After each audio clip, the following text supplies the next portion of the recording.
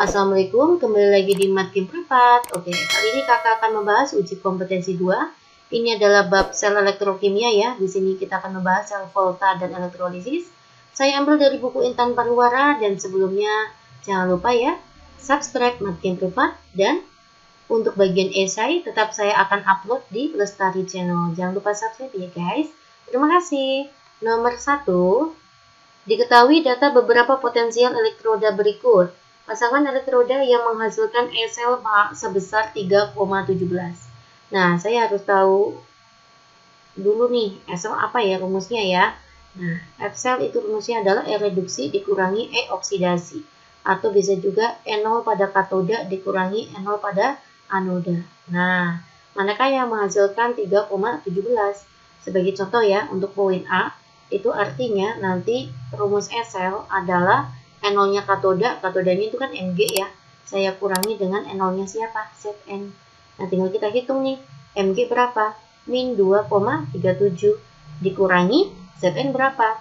Min 0,76. Nah, ini kan hasilnya bukan 3,17 ya.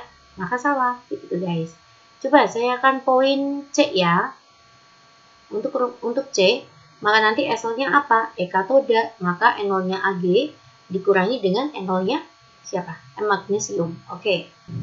Ag-nya berapa ya? 0,8 dikurangi Mg-nya min 2,37. Iya. Maka min sama min kan jadi plus ya, Dek. Maka 0,8 ditambah dengan 2,37. Jawabannya 7. 8 tambah 3 kan 11 ya. 3. Oke. Apakah sama? Sama, Dek. 3,17. Jawabannya C. Gitu guys. Bisa ya. Lanjut kita masuk ke soal nomor 2. Jika kedua elektroda tersebut disusun sebagai sel volta, reaksi yang terjadi di anoda adalah kita harus analisis dulu ya. Di sini E0-nya adalah 0,22 sedangkan Cr itu E0-nya min 0,74. Mana yang lebih besar? Yang lebih besar adalah plus 0,22. Maka reaksi tersebut berada di katoda. E0 yang besar itu mengalami reduksi ya guys. Reduksi itu adanya di katoda, reaksi di katoda. Sedangkan min 0,74 itu lebih kecil. Nah, maka dia berada di anoda. Pada anoda nanti mengalami apa? Mengalami oksidasi. Begitu urutannya ya. Jadi yang ada di anoda itu reaksinya siapa? Yang di anoda itu reaksinya kromium. Tapi hati-hati, kalau di anoda itu akan terjadi oksidasi. Maka nanti kromium biloxnya naik ya, menjadi kromium 3+. Oksidasi ditandai biloxnya naik. Kalau reduksi ditandai biloxnya turun. Begitu ya, di sini melepas 3 elektron. Jadi reaksinya adalah oksidasi logam kromium. Oke, paham ya? Ya, next kita masuk ke soal nomor 3. Berdasarkan gambar tersebut, susunan logam yang dapat menghasilkan aliran elektron. Oke guys, ini gimana nih? Oh ternyata A, ini kan aliran elektronnya tuh A ke B ya. Maka A itu sebagai anodanya, B adalah katodanya. Sedangkan untuk gambar kedua, itu kan arah aliran elektronnya itu C ke B. Oke, maka ini adalah anoda, ini adalah katoda. Oke, selanjutnya ini juga ya. C ke A, aliran elektronnya itu selalu anoda ke katoda ya. Maka ini ke anoda, ini adalah katoda. Nah, pada direct volta ya, adik harus tahu bisa membaca direct volta. Pada direct volta itu semakin ke kanan adalah logam-logam yang semakin mengalami reduksi. Semakin ke kiri adalah logam-logam yang semakin mengalami oksidasi. Gitu ya guys. Nah, dari sini untuk gambar ke-1 yang mengalami oksidasi kan di anoda ya. Oksidasi itu di anoda, reduksi itu katoda. Berarti untuk poin gambar ke-1 bisa dibacakan A berada di kirinya B karena A di anoda, B katoda ya. Selanjutnya pada gambar kedua itu dapat dibacakan C di kirinya B karena C mengalami oksidasi. Oksidasi di kirinya reduksi. Untuk selanjutnya, untuk gambar ketiga, itu yang anodanya kan C ya. Artinya C di kirinya A. Oke, lanjut ya. Saya masukkan di sini yang paling kiri adalah C, maka urutan dalam deret volta C paling kiri. Setelah C apa D? A ya. Maka di kanannya C itu ada A, dan yang paling kanan itu adalah B. Oke. Ini B di sini. Ya, oke ya. Maka inilah urutannya. Nah, sekarang kita lihat di sini logamnya disediakan apa aja deh? Ada AG, ada PB, ada NI. Nah, berarti kemungkinannya logam ABC itu apa? Saya harus menulis dulu ya nama-nama direct volta. Itu kayak gini ya. Kalian harus hafal ya. Hafalnya kayak gini guys. Lika banyak cakap, na, mung, ali, meneng, pizan. Oke. Ya, Cherry, V, Co, Ni, seneng, Facebookan. H, cucu, hangat, agak, pahit, au. Begitu ya. Inilah direct volta. Nah, di sini kita peroleh ada AG ini ya. Lalu PB, inilah PB, dan NI. Nah, ini NI. Oke, berarti paling kiri itu NI ya. Karena paling kiri itu adalah NI, maka C itu adalah NI. Selanjutnya, maka A itu adalah PB. Selanjutnya, B itu adalah AG. Oke guys, nah kita bisa beroleh ya. A-nya itu adalah PB. Oke. B-nya itu adalah AG. B-nya AG. Dan C-nya itu adalah NI. Oke, jawabannya adalah D. Begitu ya guys, semangat, semangat. Ini adalah soal HOTS. Kita lanjut ya ke soal nomor 4. Dalam suatu sel volta terjadi reaksi berikut. AG, ini adalah NO-nya AG ya, caranya baca ya. NO-nya AG itu adalah 0,8 volt. Jika notasi selnya, ini ada SN, SN2+, sininya AG+, AG. Nah, ternyata SL-nya itu adalah 0,94 volt. Pertanyaannya, berapakah N0-nya SN? Begitu ya. Nah, apa rumusnya SL? Rumus SL itu adalah E reduksi dikurangi dengan E oksidasi. Nah, sedangkan untuk notasi sel kanan itu adalah reduksi, sedangkan yang kiri itu adalah yang oksidasi. Nah, berarti caranya membaca kayak gini. N0-nya AG dikurangi dengan N0-nya SN. Begitu. SL-nya itu adalah 0,94. N0-nya AG itu adalah 0,8 dikurangi N0-nya SN tidak tahu. Begitu guys. Ya, maka nanti N0-nya SN itu adalah 0,8 dikurangi 0,94. Berapa ya? 4, 1, 0. Negatif 0,9. Negatif 0,14 ya. Jawabannya adalah C. Lanjut, kita masuk ke soal nomor 5. Reaksi yang berlangsung secara spontan. Nah, spontan itu artinya apa? Spontan itu artinya SL-nya positif. Nah, oke ya. Saya ambilkan contoh poin A ya. Di sini kan ada aluminium ditambah dengan Mn2+ menghasilkan aluminium 3+ dan Mn. Nah, kita buat reaksinya Al menjadi Al3+, ini kan oksidasi.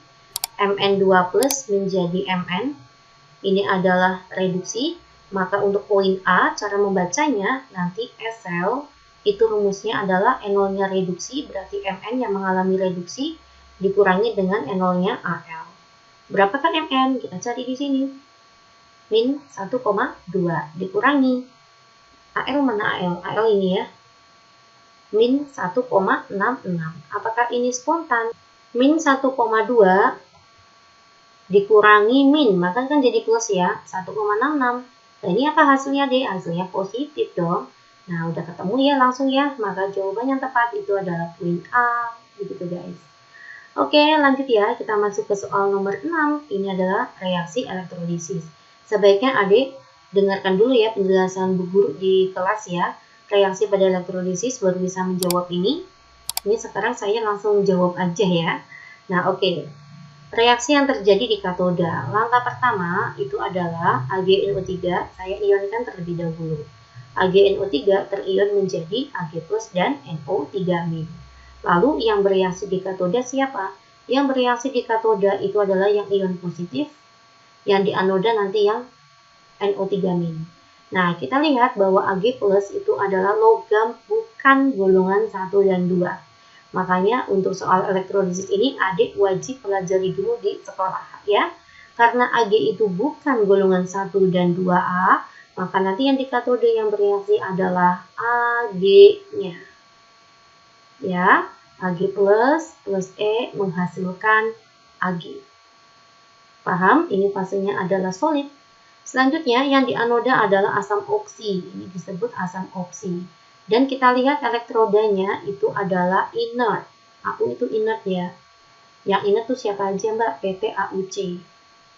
Nah, maka nanti karena asam oksi elektrodanya inert, maka nanti yang di anoda reaksinya adalah 2H2O menghasilkan 4H+, 4 elektron, dan gas oksigen. Begini guys, ini kalian wajib pelajari dahulu ya. Oke, atau nanti kakak mungkin akan membuat video pembelajaran untuk reaksi elektrolisis ya. Jawaban yang tepat itu adalah poin A. Kita lanjut ya, masuk ke soal nomor 7. Pada elektrolisis larutan CdSO4, oke, terion menjadi apa ini? Cd2+ dan SO4 2-.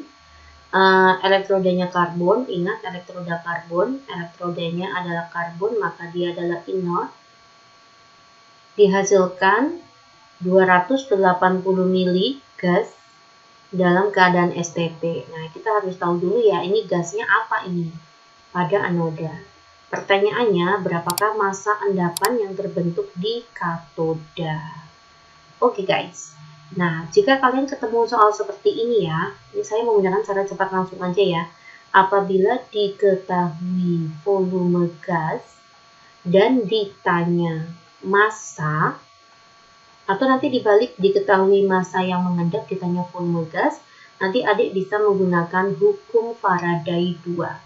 Rumusnya apa? Hafalkan ini, mobu-mobu. Apa itu mobu-mobu? Mobu-mobu itu adalah mol 1 kalikan bilok 1 sama dengan mol 2 kalikan bilok 2. Nah, maksudnya apa Mbak? Untuk yang pertama, ini adalah kita akan mencari gas yang berada di anoda. Gasnya apa? Hubungannya sih adalah gas ya. Gasnya itu adalah gas oksigen. Nah, sedangkan massa yang mengendap itu apa? Massa yang mengendap adalah CD. Ini kalau kalian sudah mahir sekali. Nah, kalau misalkan bertanya-tanya nih, loh kok bisa gasnya oksigen? Kita kembali lagi ke sini. Kita harus tahu reaksinya ya. Reaksi di katode dan di anoda. Kembali lagi, kalian harus belajar terlebih dahulu. Ternyata yang masuk adalah kadmium. Kadmium itu adalah logam bukan golongan 1 dan 2A. Maka nanti yang bereaksi di katoda itu adalah logam tersebut. Maksudnya adalah kadmiumnya, begitu. Nah, nanti kadmium mengendap di katoda. Selanjutnya yang di anoda adalah SO4. SO4 itu adalah asam oksi. Nah, ternyata elektrodanya adalah inert. Maka nanti reaksi di anoda adalah 2H2O menghasilkan 4H+, 4E plus O2. Nanti adik kalau belum mempelajari ini agak bingung deh. Pelajari dahulu ya. Lalu selanjutnya, kita kan udah ketemu tuh. Nah, berarti di sini udah ketahuan nih, gas yang di anoda yang dimaksud itu adalah oksigen. Nah, massa yang mengendap dimaksud di sini adalah kadmium. Begitu guys ya. Oke ya, saya masukkan ya. Molnya oksigen berapa Mbak? Oh, ternyata di anoda dihasilkan volume gasnya adalah 280 mili. Nah, maka saya tuliskan di sini 280 mili. Oh iya, nggak boleh mili ya, harus jadiin liter. Maka saya kali 10 pangkat min 3 dibagi dengan 22,4. Ingat, dalam keadaan STP, rumusnya mol adalah V dibagi 22,4. Dikali biloksnya oksigen. Nah, biloks oksigen di sini adalah 4. Bisa dilihat dari sininya 4 elektron. Atau kayak gini aja, O2. O itu kan biloksnya min 2. 2 kalikan min 2 itu min 4. Min plus sudah nggak dilihat lagi. Nah, kalau besok gasnya adalah hidrogen, H itu kan H2. Hidrogen itu H2. Biloksnya H itu 1. 2 kalikan 1 plus 2. Nah, gitu. Maka nanti biloksnya hidrogen itu 2. Ya. Selanjutnya, kadmium. Masanya yang ditanya ya. Rumusnya mol kalau ditanya massa, maka rumusnya adalah gram dibagi dengan AR-nya. AR-nya itu 112. Lah biloknya kadmium berapa? Biloknya kadmium itu adalah plus 2. Begitu guys. Oke. Yuk, 4 dibagi 2 itu adalah 2. Lanjut bagaimana ya guys? Ini 2, ini 22,4 kan 11,2. Gitu ya. 112 dibagi 11,2 itu adalah 10. Nah, maka nanti gramnya itu adalah 280 kali 10 pangkat min 3 dikali 10. Jawabannya 2,8. Oke, jawabannya adalah B. Kalian bisa ulang kembali ya, agar lebih paham. Oke, lanjut ya, kita masuk ke soal nomor 8. Sebanyak 2 liter NaCl dielektrolisis menggunakan karbon ya.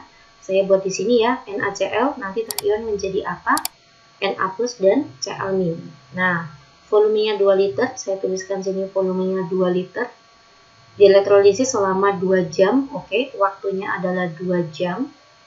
Menggunakan 0,1 Faraday. Pertanyaannya, berapakah pH setelah hasil elektrolisis?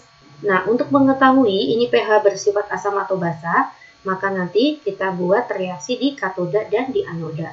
Reaksi di katodanya itu adalah Na. Na itu adalah logam golongan 1A ya. Karena logam golongan 1A dan bentuknya larutan, maka nanti di katoda reaksinya adalah 2H2O plus 2E menghasilkan 2OH- dan H2. Selanjutnya yang berada di anoda itu adalah Cl-. Cl- kalau di anoda nanti menghasilkan Cl- dan Cl2. Sini Cl-nya 2, saya letakkan sini 2E. Ya, dari sini kita peroleh bahwa larutan tersebut bersifat basa ya. Maka nanti kita mencari OH-nya terlebih dahulu atau mencari konsentrasinya. Rumus konsentrasi itu adalah mol dibagi dengan volume. Lah, apa rumusnya mol? Rumusnya mol itu adalah I dikalikan T dibagi dengan 96500 dikalikan dengan Bilox. Nah, sedangkan I dikalikan T dibagi 96500 itu disebut Faraday. Maka Faraday dibagi dengan Bilox. Berapa Faradaynya? Faradaynya adalah 0,1. Nah, Biloxnya berapa? Biloxnya 1. Biloxnya OH- ya. Oke. Maka kita masukkan di sini 0,1. Volumenya itu adalah 2 liter. 0,1 dibagi dengan 2 itu adalah 0,05. Atau 5 kali 10 pangkat min 2. Nah, setelah OH- ketemu, kita bisa mencari pOH. Rumusnya pOH nanti berarti 2 min log 5 ya. Nah, setelah pOH ketemu, kita bisa mencari pH. Rumusnya pH adalah 14 dikurangi pOH ya. 14 dikurangi 2 min log 5. 14 dikurangi 2 adalah 12, min dengan min nanti jadi plus. 12 plus log 5. Oke guys, jawabannya E. Kita lanjut ya ke soal nomor 9. Sejumlah arus listrik yang sama dialirkan ke dalam 2 sel elektrolisis. Nah, kalau dialirkan ke dalam 2 sel, maka ini adalah ciri-ciri hukum Faraday 2. Jika pada sel yang berisi FeSO4, ini FeSO4, terbentuk 1,344 gram Fe. Nah, diketahui adalah masanya Fe itu adalah 1,344 gram. Selanjutnya, endapan Zn yang terbentuk pada sel kedua adalah masanya Zn, begitu guys. Nah, di sini kita menggunakan hukum Faraday 2 ya. Rumusnya apa? Sama seperti Mbak tadi ya, rumusnya adalah mobu. Mol 1 dikalikan bilox 1 sama dengan mol 2 dikalikan bilox yang kedua. Di sini berarti yang berhubungan adalah besi dan seng. Nah, berarti sama aja molnya besi. Apa rumusnya mol? Rumusnya mol itu adalah gram dibagi dengan mr. 1,344 dibagi dengan AR ya. AR-nya Fe itu adalah 56. Biloxnya Fe berapa? Saya mencari bilok dari FeSO4. Nah, SO4 kan biloxnya min 2. Maka Fe-nya itu plus 2. Nah, kita masukkan sini 2. Nah, mencari molnya Zn. Maka rumusnya sama. Gram dibagi dengan AR-nya Zn itu 65.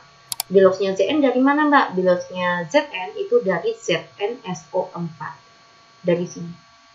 Oke ya. Maka nanti SO4 itu kan min 2, maka Zn-nya adalah plus 2. Saya masukkan sini plus 2. 2 plus 2-nya udah nggak ditulis ya, plus sama min. Ya, kayak gini. Hilangkan. Maka nanti ketemu gram sama dengan 1,344 dikalikan 65 dibagi dengan 56. Begitu guys. Paham ya? Hasilnya itu adalah 1,56. Oke, jawabannya adalah poin A. Lanjut, kita masuk ke soal nomor 10, soal terakhir untuk pilihan ganda ya. Perhatikan persamaan reaksi yang terjadi pada sel elektrolisis berikut. Ternyata di katode itu yang bereaksi adalah air, maka nanti di katode itu bentuknya adalah larutan. Larutan yang mengandung golongan, ini hafalan ya dek ya, 1A, 2A, aluminium, atau Mn. Gitu guys. Nah, yuk. Ternyata di anode itu yang bereaksi adalah air juga. Maka nanti di anode itu adalah sisa asam oksi dan wajib elektrodanya itu harus inert. Oke, berarti langkahnya kita mencari yang elektrodanya inert ya. Yang inert siapa aja? Platina, emas, atau karbon. Ya, yuk. Ini mana ya, Dek? Yang pertama adalah larutan KI ya. Untuk yang A ya, saya tulis di sini ya, KI. Ini salah. Kenapa salah? Karena di anodenya nanti I, bukan asam oksi. Kita minta asam oksi. Asam oksi siapa, Mbak? Yang ada oksigennya kayak contoh kayak gini. Sisa asam yang ada O-nya. SO42-, NO3-, gitu ya. C2O42-, inilah sisa asam oksi. Sekarang kita cek untuk yang poin B. Untuk yang poin B, itu ada larutan MgSO4 ya. Kita akan tulis di sini MgSO4. Betul, ini larutan ya. Nanti yang terion adalah Mg2+. Ini adalah larutan golongan 2A. Ditambah dengan SO4 2-. Ini adalah asam oksi. Ya, ini sudah memenuhi. Sekarang kita tinggal cek ya. Oh ya, untuk elektrolisis nanti kenap ya. Berlaku kenap. Katoda negatif, anoda positif. Nah, kita lihat untuk poin B dulu ya. Ternyata yang bermuatan positif itu adalah Cu. Nah, anodanya tuh pakainya Cu. Di sini anodanya pakainya Cu. Apakah sesuai dengan syarat? Nah, kalau asam oksi, syaratnya nanti menghasilkan 2H2O, anodanya itu harus yang inert. Nah, Cu itu tidak inert. Maka nanti yang bereaksi di anoda adalah elektrodanya, Cu-nya, bukan 2H2O-nya ya. Kalian pelajari lagi ya, Dek. Maka poin B salah. Kita cek poin C. Ada MgSO4 ya. Oke, saya tulis di sini MgSO4. Sama ya, nanti ini bentuknya larutan ya, terion menjadi Mg2+ dan SO4 2-. Ini adalah larutan yang mengandung golongan 2A. SO4 itu adalah asam oksi. Kita lihat ya. Di sini anodanya, ini anoda yang positif ya. Kenapa katoda negatif, anoda positif. Yang bermuatan positif itu adalah karbon. Karbon itu adalah inert, betul. Maka yang bereaksi nanti 2H2O. Lalu yang di katoda itu juga inert ya, C ya, betul sekali. Karena yang larut adalah golongan 2A, maka yang bereaksi 2H2O. Ya, C memenuhi syarat. Ya. Untuk poin D itu salahnya di ini, Cu. Yang di katoda nanti adalah Cu. Cu itu bukan golongan 1A, bukan golongan 1A, 2A ya. Cu adalah transisi, maka nanti yang di katode yang bereaksi Cu-nya, bukan 2H2O. Untuk poin E, itu salahnya adalah anodanya. Anodanya adalah Cu. Harusnya, kalau ingin menghasilkan reaksi 2H2O, anodanya tuh wajib inert. Ya, begitu guys. Semangat ya teman. Ya, semangat. Pasti kalian bisa. Oke, saya bahas sampai dengan nomor 10 untuk bagian abesian. Jangan lupa subscribe ya, Makin Privat.